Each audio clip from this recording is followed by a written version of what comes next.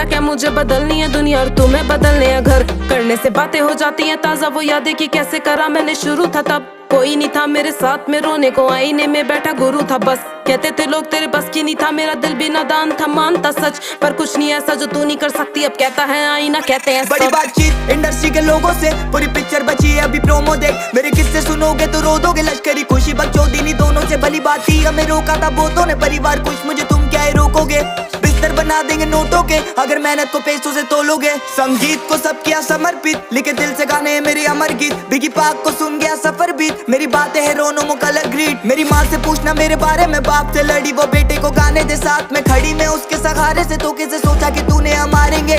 कितनी दफा मैं गिरा, कितनी दफा मैं उठा, कितनी दफा खुदा ने मुझको दुआ में सुना। कभी नहीं रुका झुका नहीं, कभी नहीं मुड़ा बुढ़ा मैं, कभी नहीं किसी के बारे कभी नहीं बोला बुरा मैं। डैम मेरी आंखों पे पट्टी बांध, मुझे देखना नहीं है करूँ अब की बात। हम दोनों बनाने चले गए लेगेसी एक बीट पे।